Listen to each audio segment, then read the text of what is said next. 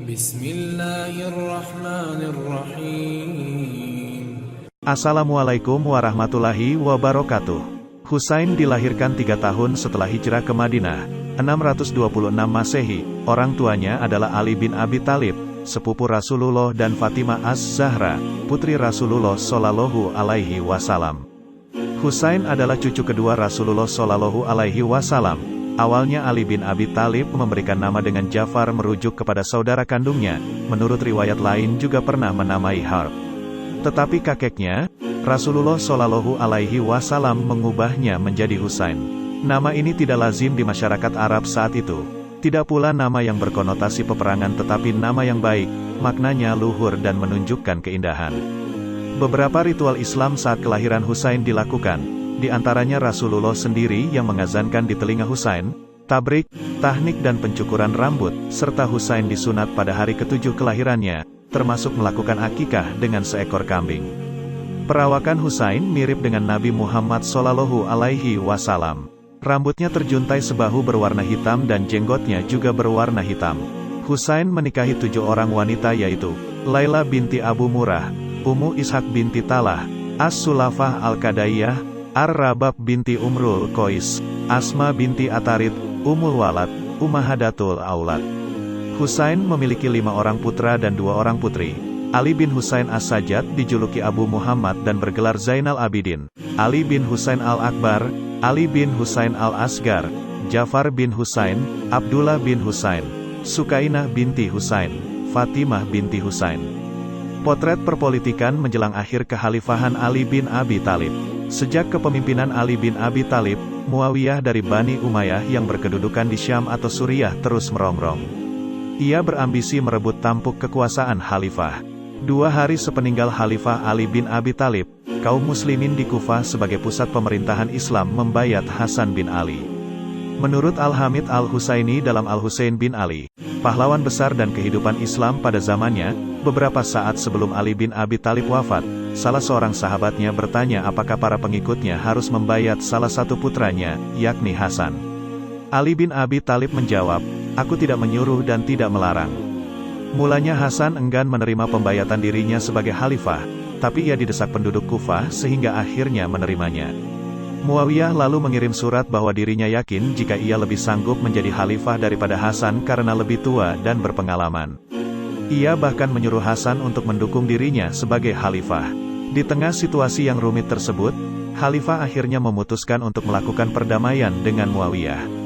Salah satu poin perjanjian damai tersebut adalah menyerahkan kekhalifahan kepada Muawiyah. Hal ini memang terjadi pada tahun 40 Hijriah saat Hasan menyerahkan kekuasaannya kepada Muawiyah, sehingga 2 kubu yang berseteru dapat bersatu di bawah kekhalifahan Muawiyah. Tahun penyerahan kuasa itu dinamai orang Amul Jamaah atau tahun bersatu kembali. Dampak-dampak yang membekas dari gejolak politik antara kubu Ahlul Bait dengan Muawiyah. Hasan yang telah menyerahkan kekhalifahannya kepada Muawiyah akhirnya meninggalkan Kufah dan pergi ke Madinah. Sampai akhir hayatnya ia tinggal di kota tersebut. Sementara Muawiyah meninggal dunia pada tahun ke-60 Hijriah setelah sebelumnya menobatkan Yazid bin Muawiyah anaknya sebagai putra mahkota yang akan meneruskan kepemimpinannya. Sepeninggal 2 orang tersebut, sejarah mencatat bahwa kebencian Muawiyah kepada Ali bin Abi Thalib dan kebencian Muawiyah kepada Hasan terus berlanjut ketika Yazid berkuasa yang membenci Husain, adiknya Hasan. Hal inilah yang akhirnya mengobarkan perang, atau lebih tepatnya pembantaian terhadap Husain dan pengikutnya di Karbala. Dalam catatan Al-Hamid Al-Husaini, kebencian Muawiyah terhadap Ali bin Abi Thalib dilatari 3 hal. Pertama, fanatisme kekabilahan yang secara turun-temurun menanamkan kebencian dan permusuhan terhadap orang-orang Bani Hashim. Ali bin Abi Thalib keturunan Bani Hashim. Kedua, karena Muawiyah tahu bahwa dalam peperangan masa lalu antara kaum musyrikin Quraisy dan kaum muslimin, banyak keluarga dan kerabatnya yang tewas di ujung pedang Ali bin Abi Thalib. Ketiga, Muawiyah mengenal tabiat Ali bin Abi Thalib sebagai sahabat Nabi yang keras membela kebenaran dan keadilan serta berani bertindak tegas terhadap kebatilan dan kezaliman. Naiknya Yazid sebagai penguasa baru yang berkedudukan di Damaskus Syam, segera mengintai keselamatan Husain yang tinggal di Madinah. Mata-mata berkeliaran mengawasi gerak-gerik cucu Rasulullah tersebut. Demi keselamatan, ia beserta keluarganya akhirnya pindah ke Mekah. Penduduk Kufah yang semula daerahnya dijadikan pusat pemerintahan kekhalifahan, merasa kecewa dengan kepemimpinan Yazid. Mereka mengharapkan perubahan, dan harapan itu mereka sandarkan kepada Hussein.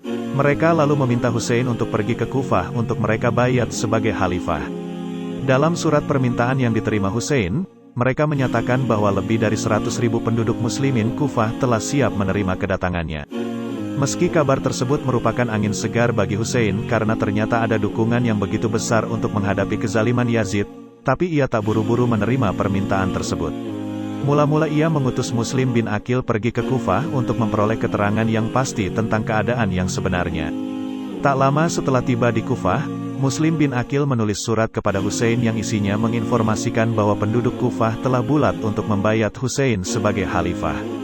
Namun, kabar kedatangan Muslim bin Aqil ke Kufah dan rencana pembayatan Hussein sebagai khalifah terdengar oleh Yazid. Ia lalu mengganti kepala daerah Kufah, Nu'man bin Bishir oleh Ubaidillah bin Ziyad yang terkenal kejam. Pergantian kepala daerah tersebut membuat penduduk Kufah ketakutan, dan nasib Muslim bin Aqil pun diintai mara bahaya. Setelah mencoba bersembunyi di rumah penduduk, akhirnya Muslim bin Aqil tertangkap dan dibunuh pasukan Ubaidillah bin Ziyad. Situasi Kufah yang telah berubah drastis dan terbunuhnya Muslim bin Aqil tak segera diketahui Hussein. Kabar yang ia terima lewat surat yang dikirimkan utusannya tempo hari membuat Hussein yakin untuk berangkat ke Kufah. Sejumlah sahabat dan keluarga Hussein menasehatinya agar ia membatalkan niatnya untuk berangkat ke Kufah. Mereka mencemaskan Hussein dan ragu akan sikap penduduk Kufah. "Aku khawatir kalau mereka membohongimu dan akan membiarkanmu menghadapi musuh seorang diri. Bahkan tidak mustahil mereka akan berbalik menghantammu dan akan berlaku kejam terhadap keluargamu," kata Abdullah bin Abbas, saudara Hussein.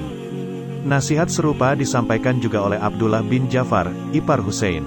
Ia tergesa-gesa menulis surat dari Madinah dan diantarkan langsung oleh kedua orang anak laki-lakinya kepada Hussein. "Aku minta dengan sangat supaya Anda membatalkan rencana keberangkatan ke Kufah setelah menerima suratku ini. Aku benar-benar khawatir kalau niat Anda itu akan mengakibatkan Anda binasa bersama segenap anggota keluarga Anda. Kalau hal itu sampai terjadi, maka padamlah cahaya di permukaan bumi ini. Ingatlah, bahwa diri Anda sesungguhnya adalah lambang semua orang beriman," tulis Abdullah bin Jafar. Kisah akhir hayat Husain bin Ali yang mati syahid. Masih dalam buku yang sama diceritakan, Sayyidina Husain mendapatkan ujian yang sangat berat. Satu demi satu orang yang disayanginya kembali ke sisi Allah Subhanahu wa Ta'ala. Kakeknya Rasulullah Shallallahu Alaihi Wasallam wafat karena sakit. Ibunya Fatimah Az-Zahra juga wafat karena sakit. Sementara ayahnya Ali bin Abi Thalib wafat karena dibunuh saat sedang menunaikan salat subuh. Kakaknya Hasan bin Ali wafat sebagai syuhada. Sayyidina Husain menjalani semua ujian itu penuh kesabaran. Dikisahkan, saat Yazid bin Muawiyah dinobatkan menjadi khalifah, Sayyidina Husain tidak menyetujuinya. Begitupun dengan kaum muslimin. Pasalnya, Yazid merupakan seorang yang korup. Selain itu ia juga seorang peminum khamar dan menyenangkan dirinya dengan kera dan anjing-anjingnya. Namun, Yazid memperoleh kedudukan karena warisan ayahnya, Muawiyah bin Abu Sufyan. Hal itu bertentangan dengan prinsip dari Rasulullah Shallallahu Alaihi Wasallam. Di Mekah, Sayyidina Husain mendapat banyak surat dari penduduk Kufah. Surat-surat itu berisi dukungan mereka kepada Sayyidina Husain. Mereka meminta dukungan kepada Sayyidina Husain dan memintanya untuk datang ke Kufah dan dinobatkan menjadi khalifah. Sayyidina Husain saat itu berada di Madinah. Ia juga tidak bersumpah setia kepada Yazid karena kelakuan buruknya. Akhirnya Sayyidina Husain mengutus saudara sepupunya, Muslim bin Aqil ke Kufah sebagai duta atau wakilnya. Sayyidina Husain meminta saudara sepupunya untuk tinggal bersama orang yang paling setia di Kufah. Pada akhirnya, Muslim bin Aqil tinggal bersama Al-Mukhtar. Rakyat Kufah pun mendengar kedatangannya. Orang-orang berkumpul di sekitar rumah Al-Mukhtar untuk bertemu utusan Sayyidina Husain dan bersedia menegakkan pemerintahan ilahi. Namun, semua itu ternyata hanya kepalsuan semata. Menurut buku sejarah Agung Hasan dan Husain karya Ukasyah Habibu Ahmad, Sayyidina Husain tetap pada pendiriannya untuk menuju Kufah. Setelah tiba di daerah Batnur Rumah, ia menulis surat kepada penduduk Kufah untuk memberitahukan bahwa dirinya sudah sampai di Batnur Rumah. Ia mengutus Qais bin Mashar As-Saidawi, namun nahas Qais bin Mashar As-Saidawi tertangkap oleh pasukan Ubaidillah bin Ziyad lalu ia dibunuh. Kemudian Sayyidina Husain melanjutkan perjalanan hingga tiba di Zarut. Ketika hendak bertolak dari wilayah tersebut, ia baru mendapatkan informasi bahwa Muslim bin Aqil dan Hani bin Urwah telah terbunuh. Selain itu juga ia mendapatkan informasi tentang pengkhianatan yang dilakukan oleh orang-orang Kufah. Menyadari hal tersebut, Sayyidina Husain pun memutuskan untuk pulang. Namun seperti yang disebutkan dalam Al-Akhbar At-Tiwal bahwa orang-orang Bani Aqil berkata, "Bagi kami, tidak ada gunanya hidup setelah Muslim bin Aqil terbunuh. Kami tidak akan kembali sampai kami mati." Mendengar hal tersebut, Sayyidina Husain pun berkata, "Lantas, apa gunanya aku hidup setelah mereka mati?" Sayyidina Husain pun memutuskan untuk melanjutkan perjalanannya dan memperbolehkan apabila rombongannya berkeinginan untuk pulang atau terus bersamanya. Ketika sampai di Zubalah, ia dan rombongannya bertemu dengan Umar bin Sa'ad dan Ibnul Asyadz yang membawa surat dari Muslim bin Aqil yang isinya menyampaikan ketidakpedulian penduduk Kufah terhadap dirinya. Meskipun sempat dihadang oleh Al-Hurrubi Yazid at-Tamimi atas perintah Ubaidillah bin Ziyad, Husain akhirnya tiba di Karbala pada tanggal 2 Muharram 61 Hijriah. Kedatangannya disambut dingin oleh penduduk setempat yang konon mencapai 100.000 orang yang siap menyatakan janji setia kepada Sayyidina Husain. Ternyata benarlah, kekhawatiran dari keluarga dan sahabat Sayyidina Husain. Masih dalam buku yang sama, pada akhirnya Sayyidina Husain beserta dengan rombongan dikepung selama beberapa hari, tepat pada tanggal 10 Muharram 61 Hijriah. Sebanyak 5.000 pasukan yang dipimpin oleh Umar bin Sa'ad bin Abi Waqqas menyerbu rombongan Sayyidina Husain. Tujuan pengepungan ini ialah atas perintah Ubaidillah bin Ziyad memaksa Sayyidina Husain untuk mengakui kekuasaan Khalifah Yazid bin Muawiyah. Menurut sejarawan, rombongan Sayyidina Husain hanya berjumlah 72 orang yang terdiri dari 32 orang prajurit berkuda dan 40 orang pejalan kaki, selebihnya terdiri atas anak-anak dan perempuan. Dengan jumlah yang tidak seimbang inilah tentu membuat pasukan Sayyidina Husain kalah telak. Dalam pertempuran itu, akhirnya hanya menyisakan dirinya dan sebagian keluarganya yang terdiri atas wanita dan anak-anak. Ibnu Katsir dalam kitab Al-Bidayah wan Nihayah mengisahkan, pada 10 Muharram pasukan Ubaidillah bin Ziyad memukul kepala Sayyidina Husain dengan pedang hingga berdarah. Lalu, Sayyidina Husain membalut luka di kepalanya dengan merobek kain jubahnya. Dengan cepat, balutan kain terlihat penuh dengan darah. Saat itu ada pula dengan teganya melepaskan panah dan mengenai leher Sayyidina Husain. Namun, ia masih hidup sambil memegangi lehernya. Ia menuju ke arah sungai karena kehausan.